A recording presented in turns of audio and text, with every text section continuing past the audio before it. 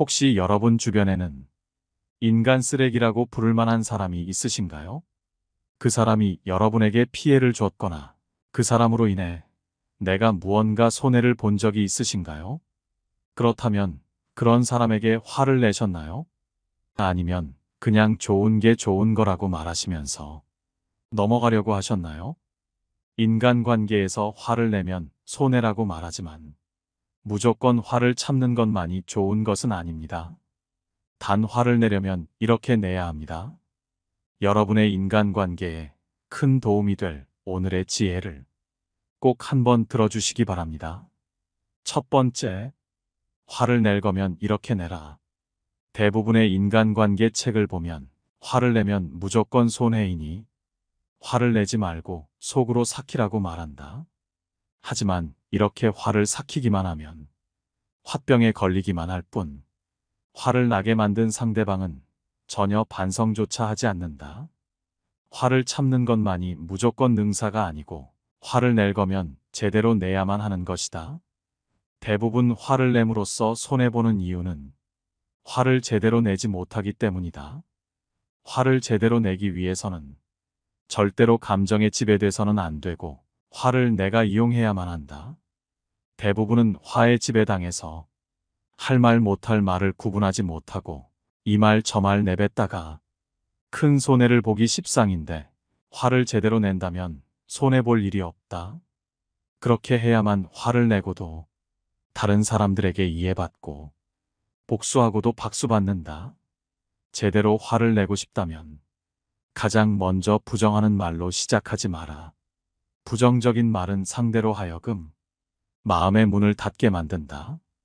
예를 들어 주변 사람이 내 선을 넘었다거나 정당한 요구를 제대로 듣지 않는다면 서운하고 화가 날 것이다. 하지만 아무리 화가 나더라도 욕설을 하거나 비아냥대며 부정적인 말로 시작해서는 안 된다. 사람이기에 당연히 속이 부글부글 끓어 고함을 지를 수도 있지만 특히 다른 사람들 앞에서 그런 식의 말을 하는 것은 절대 삼가야 한다. 상대방이 다른 사람의 시선을 의식하여 자신의 수치심과 모욕감에만 집중하므로 정작 나의 화는 제대로 전해지지 않기 때문이다. 평소 상대방과 내 사이에 신뢰 관계가 형성돼 있다고 해도 이런 잘못된 방식으로 한 번 화를 내면 그 관계는 흔들리게 되고 두세 번 반복되다 보면 결국 무너져 버리게 되고 말 것이다. 그렇기에 부정적인 말로 시작하지 말고 상대를 인정하는 말로 대화의 문을 열어라. 부정의 반대, 즉 긍정에서 이야기를 시작하라. 애초에 화를 내는 것도 내가 상대방에게 기대하는 것이 있고 그렇기에 상대를 어떻게든 잘 이끌어 나가고자 하는 생각이 있기에 화가 나는 것이기 때문이다. 화낼 가치도 없는 상대라면 아예 화가 나지도 않을 것이다. 상대의 존재를 인정하고 그 사람에게 좋은 감정이 있기에 화가 나는 것이다. 그렇다면 먼저 상대를 인정하는 말부터 꺼내야 한다. 이를테면 평소에 항상 고맙게 생각하고 있어 라는 식으로 상대를 인정해주는 한마디를 건네는 것이다. 여기서 가장 중요한 것은 단정짓거나 비난하는 말을 주의해야 한다는 것이다. 화를 표현하는 것은 감정적이 된 채 감정을 푸는 것과는 다르다. 또 무조건 참고 화내지 않는 것과도 다르다. 화를 표현할 때 중요한 것은 자신의 솔직한 감정을 상대에게 전하는 것이다. 단, 이때는 자신의 말 속에 판단, 단정, 비난의 메시지가 들어가지 않도록 주의하고 또 주의해야 한다. 화를 표현하고도 상황을 악화시키지 않기 위해서는 먼저 한 호흡을 두고 기분을 가라앉힌 다음 내가 화가 났다는 사실을 천천히 확실하게 인식할 필요가 있다. 이렇게 하고 앞서 말한 대로 부정적인 말이 아닌 긍정적인 말로 시작하면 필요 이상 화를 내지 않게 되고 주위 사람들에게 인정까지 받을 수 있다. 저 사람이 화가 났으면 상대방이 잘 못한 것이라는 얘기도 들을 수 있다. 그렇기에 화를 내고도 박수받는 것이다. 두 번째, 화가 너무 없어도 안 된다는 사실을 알아라. 우리의 직장이나 여러 인간관계를 살펴보면 화가 어느 정도는 있는 곳일수록 더욱 잘 돌아가는 모습을 보여준다. 의외로 사람들 간의 사이가 너무 좋으면 실적이 떨어지고 실수가 발생하는 경우가 많다. 좋은 게 좋은 거라는 생각 때문인지 사람 사이에 긴장감이 없기 때문이다. 일에는 어느 정도 긴장감이 필요하다. 화라는 감정은 긴장감을 부여하며 긴장감은 좋은 자극이 된다. 화는 진심이기 때문에 일어나는 감정이다. 아무래도 상관없는 일이라면 화라는 감정은 솟아나지 않는다. 그것은 일도 마찬가지다. 진지하게 마주하고 있다면 때로 다투거나 분위기가 험악해질 수도 있다. 다만 나중에 후회할 만한 폭언을 내뱉거나 업무와는 관계없는 상대의 인격을 비판하는 행동은 절대 금물이다. 세 번째, 화를 참지 말아야 할 때를 알아라. 화는 무조건 참아야 한다는 말을 들어봤을 것이다. 전혀 틀린 말은 아니지만 무조건이라는 말은 틀렸다. 대부분의 경우에는 화를 낼 필요가 없다. 하지만 그것은 그 상대방이 어느 정도 대화가 통하고 약간이라도 경우가 있는 사람일 경우에나 해당되는 얘기다. 세상에는 정말 우습게도 잘해주면 호구로 취급하며 아무리 진심을 다해도 이해해주지 않는 지능이 떨어지는 사람도 있다. 이런 사람들에게는 감정을 드러내지 않고 무시하는 것도 좋은 방법이겠지만 만일 그 사람이 선을 넘어가며 과도한 요구를 해올 때는 어쩔 수 없다. 그때는 제대로 화를 내지 않으면 나에게 소중한 것을 지킬 수 없게 된다. 따라서 그 사람이 내 호의를 무시하고 선을 넘어가며 말 같지도 않은 요구를 계속해올 때는 그건 들어줄 수 없다고 단호하게 말하라. 단, 감정에 휘둘려서는 안 되며 어디까지나 감정의 주인은 나라는 것을 잊어서는 안 된다. 감정의 주인이 자신이라는 것을 잘 알고 있는 사람의 화는 감정에 지배된 화가 아닌 스스로가 선택한 화다. 스스로 선택한 화라는 감정은 당신의 결의를 강하게 상대에게 전달해 줄 것이다. 네 번째, 실패에는 화를 내라. 대부분의 사람들은 어떤 일에 실패하면 큰 좌절에 빠지며 우울해진다. 하지만 이럴 땐 슬픔의 감정보다는 화를 내라. 굴욕당한 화는 성공의 기폭제로 쓰일 수 있다. 동서고금을 막론하고 화라는 감정을 잘 활용하여 큰 성공을 거둔 사람이 많다. 이처럼 화의 힘을 잘 활용한다면 그것은 단순한 감정의 폭발이 아닌 성공으로 향하는 기폭제가 될 수 있다. 화의 힘은 굉장히 강력해서 어떤 고통도 참고 실패도 극복할 수 있다. 화의 굴욕이 약한 의지를 강한 의지를 가진 사람으로 바꾸어 주기 때문이다. 실제로 화가 났을 때 우리의 행동을 살펴보면 과감하고 더 적극적으로 달려들게 된다. 이를 내 일에 적용한다면 성공에 큰 도움이 된다. 다만 화의 힘을 언제까지나 이어갈 수는 없다. 화를 처음 기폭제로 활용한 후에는 원래 자신이 해야 할 목적에 집중해서 화라는 감정은 잠시 억눌러라. 시작은 화에게 큰 도움을 받았지만 나중에는 화라는 감정을 감사로 바꾸는 것이 가능해질 때 비로소 큰 성공을 거둘 수 있을 것이다. 다섯 번째, 화를 통해 경쟁하라. 누군가 나보다 앞서 나가고 뛰어난 모습을 보여준다면 결코 좌절하거나 그저 부러워만 하지 마라. 스스로에게 화가 나겠지만 그 화를 경쟁을 위한 에너지로 써라. 화는 아이디어의 윤활유다. 화라는 감정은 인간을 창조적으로 만든다. 아이디어를 얻는데 가장 효과적인 것은 금전적 보상보다 경쟁심을 자극하는 것이다. 사람은 자극을 주면 능력을 더 크게 발휘한다. 경쟁심도 화라는 감정의 하나다. 혹시 지금 의욕이 없고 지루함에 빠져 있는 사람이라면 자기 안의 화라는 감정에 불을 붙여봐도 좋을 것이다. 어제의 나와 경쟁하며 어제의 나보다 더 앞서 나가라. 내 주변에 있는 사람들보다 열심히 해보겠다 생각해 보아라. 거기에 화의 에너지를 빌리면 탄력이 붙는다. 지는 것을 싫어하는 마음을 잘 활용하여 어떤 분야에서든지 조금 더 성장할 수 있다. 6번째, 화의 힘을 활용하라. 화는 사람을 과감하게 만들어준다. 화는 자신이 부당하거나 불공평한 취급을 받았을 때, 혹은 자신이 타당하다고 생각하는 것을 하고자 하는데 타인에게 방해받았을 때 일어나는 감정이다. 이러한 화의 에너지를 긍정적으로 사용한다면 실패에도 굴하지 않는 힘을 가질 수 있다.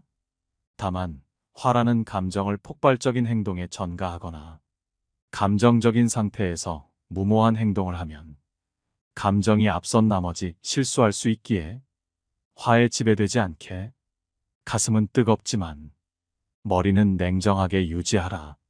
똑똑하게 그저 화를 잘 이용하라. 만약 내가 화를 내서 내 감정을 표현하는 것보다 화를 내지 않고 문제를 해결하고 싶거든. 이렇게 해야 한다. 타인을 이해하려 하지 마라. 화를 자주 내는 사람들의 말버릇을 살펴보면 왜 저렇게 행동하는지 이해가 안 되라는 말을 자주 쓰는 것을 볼 수 있다. 하지만 이렇게 생각할 필요가 없다. 타인의 모든 행동을 이해하려 하기에 화가 나는 경우가 정말 많다. 그 건에 대해서는 당신의 말이 맞을 수도 있고 타인의 말이 조금 더 나을 수도 있으며 그냥 서로의 의견이 다를 수도 있다. 결국 어찌됐건 사람들은 아무리 친하고 설령 가족일지라도 언제나 당신이 원하는 대로 행동하지 않는다. 그렇기에 타인이 나에게 다른 의견을 던지거나 참견하여 무언가를 지적하게 되면 그런 행동을 이해할 수 없어서 화가 머리 끝까지 나기도 한다. 하지만 당신이 펄펄 뛴다고 해서 그 사람이 바뀐 적이 있었던가? 결국 그 사람 역시 나를 이해 못하겠다며 같이 역정을 내고 싸우고 화해하고를 반복하며 지내기 마련이다.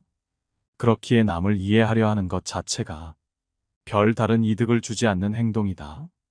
그렇기에 도덕적으로 그런 일이 아니라면 왜 저 사람은 저렇게 행동하는 거지? 라며 이해하려 노력하다 화내지 말고 그저 나와 다른 사람이구나 라고 담담히 받아들이는 여유를 가져라. 그렇게 한다면 그 사람으로 인해 쓸데없는 스트레스를 받지 않는다. 그 사람을 이해하는 것보다도 내 마음의 건강이 훨씬 중요하다. 이 세상을 살아가다 보면 저 사람 때문에 화를 내게 되었다고 말하는 사람이 있다. 또한 저 사람 때문에 슬퍼하게 되었다고 말하는 사람이 있다. 이렇게 다른 사람으로 인해 화를 내게 되고 슬퍼하게 되었다는 것은 내 감정에 대한 주도권을 상대에게 돌리는 것을 의미한다. 화를 내고 슬퍼하는 것은 다른 사람이 아닌 바로 자기 자신이다. 화를 내게 하고 슬프게 만든 상대의 행동은 그저 단순히 감정을 일으키게 한 어떤 계기에 지나지 않는다. 모든 것은 그 누구도 아닌 나 자신이 결정한 행동이기 때문이다. 어떤 상황이 닥쳤을 때 화를 낼 것인가, 말 것인가를 결정하는 것은 바로 자신이다. 우리는 인생에서 매일 혹은 매 순간마다 어떤 상황과 마주서게 되고 선택을 하게 된다. 그것은 어떤 때는 좋은 상황이기도 하고 어떤 때는 나쁜 상황이기도 하며 심한 때에는 끔찍한 상황이기도 하다. 그러나 지금 내 눈앞에 펼쳐진 상황에는 사실 그렇게 큰 의미가 없다. 단지 나 자신이 그 상황에 어떤 의미를 부여하느냐의 문제일 뿐인 것이다. 나에게 상처 준 사람을 놓아주어라.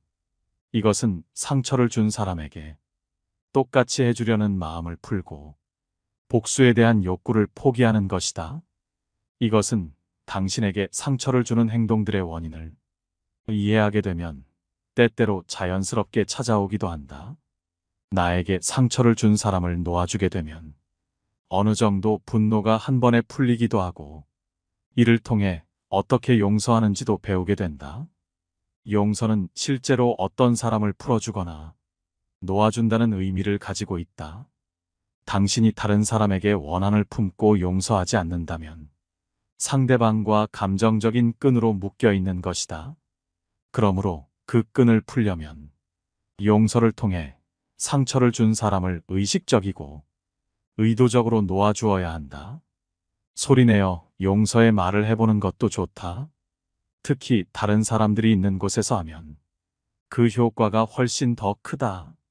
반대로 복수를 원하거나 상대방에게 나쁜 일이 생기길 원하면 자신에게 더 많은 분노가 쌓이게 될 것이고 다른 사람이 보복으로 분노를 다시 뿌리내리게 할 가능성도 많아진다. 누군가를 놓아주는 데 있어서 가장 중요한 것은 상대방이 스스로의 잘못을 깨닫고 관계를 바로잡기 위해 먼저 노력할 것이라는 마음속의 기대를 포기하는 것이다. 우리에게 상처를 준 사람은 대부분 한 곳에 붙박혀 있는 등대와도 같다. 그들은 대부분 그 방향을 바꿔서 남들에게 사랑받는 사람이 되려고 하지 않는다. 그들은 굳건한 바위처럼 옴쭉달싹하지 않는다. 우리는 그들을 우리의 분노로부터 풀어줌으로써 그들로부터 돌아설 수도 있고 반대로 엄청난 재난을 향해 나아갈 수도 있다. 화가 났다면 잠시 자리를 피하라. 누군가 나를 화나게 해서 그 화를 즉각적으로 냈을 때 우리에게 그 행동이 이득으로 돌아온 적은 없다. 주변 사람들에게 불같은 사람으로 보이는 효과는 있겠지만 결국 그 상대방과 크게 다투거나 화를 못 참고 실수를 하게 된다. 나를 분노하게 만든 그 자리를 피하는 것은 물론 장기적인 해결책은 아니다. 하지만 상황에서 한 발자국 떨어져 있는 동안 문제에 대해 냉철하게 생각해 볼 시간을 가질 수 있다. 화가 머리 꼭대기까지 차 있는 상태에서는 옳은 판단을 내리기 어렵다. 누군가 당신을 화나게 만들었다면 그 즉시 대응하지 말고 잠시 상황에서 벗어나라. 스스로에게 차분해질 시간을 준다면 그 사람에게 화를 내든 그냥 넘어가든 조용히 경고하든 명확한 답이 나올 것이다.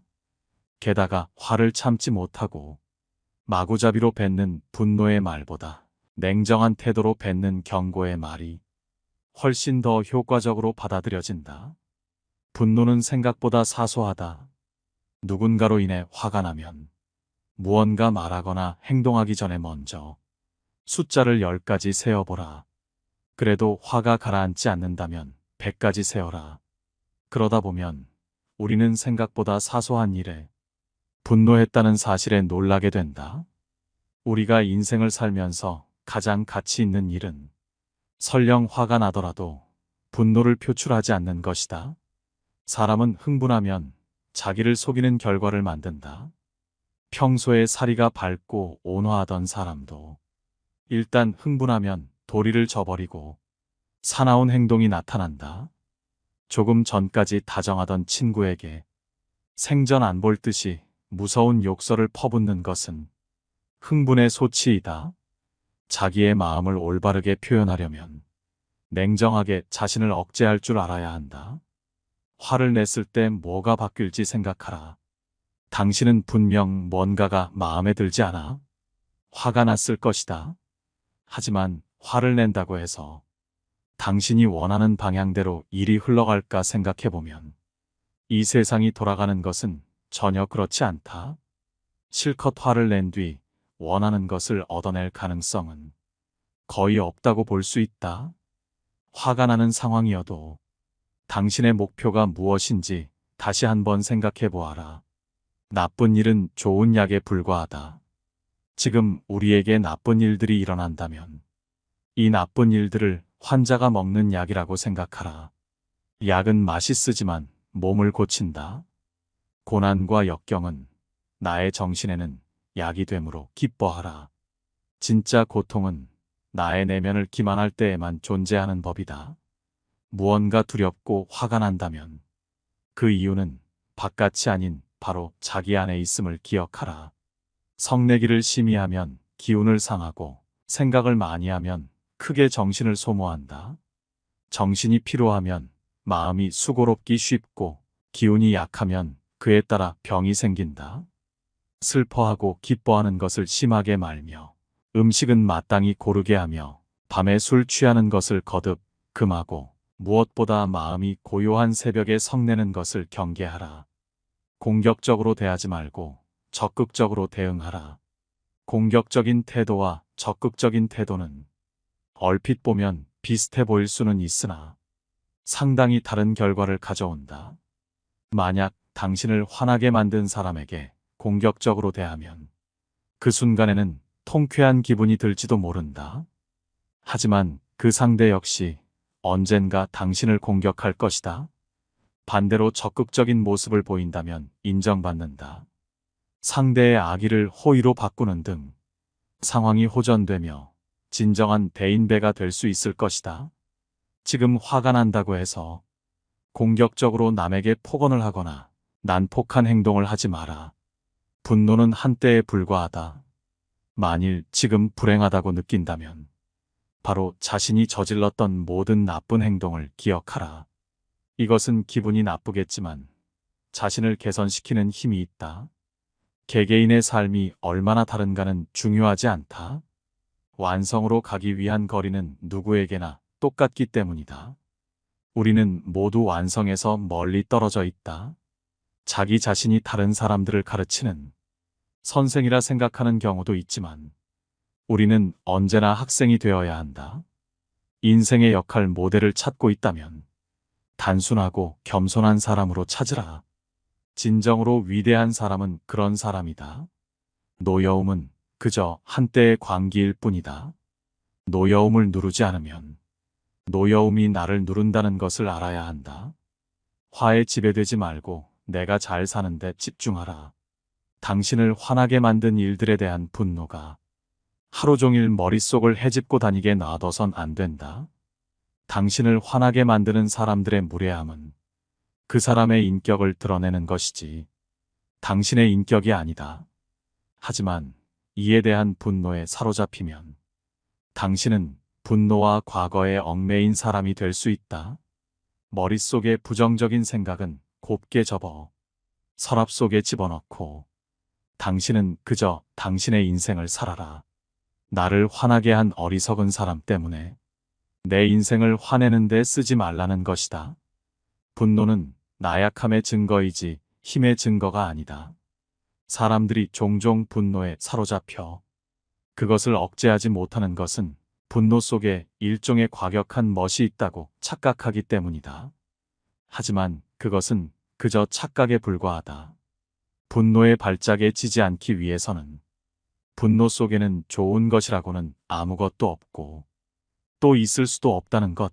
분노는 나약함의 증거이지 힘의 증거가 아니라는 것을 알아야만 한다. 화를 내고 서로 멱살잡이를 하거나 아이나 여자 같은 약자를 때리는 사람은 강한 것이 아니라 스스로 자신의 나약함을 폭로하고 있는 것이다. 내 관점을 변화시켜라.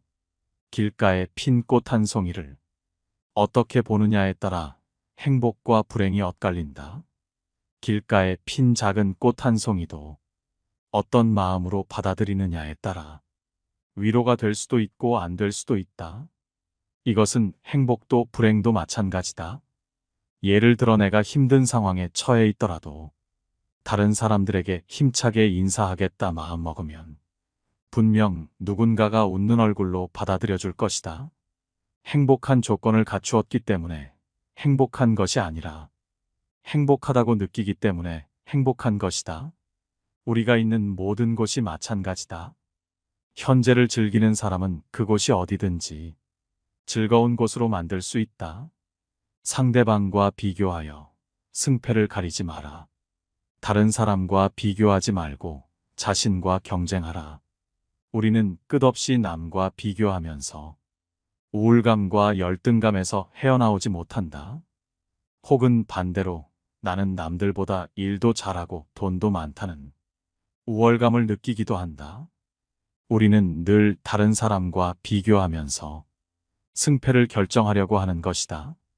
그러나 이런 남에게 이기고 싶다, 지고 싶지 않다는 마음은 동기부여가 되기도 하지만 매사 남과 비교하다 보면 감정만 소모될 뿐 결국 내 인생에 아무런 도움도 되지 않는다.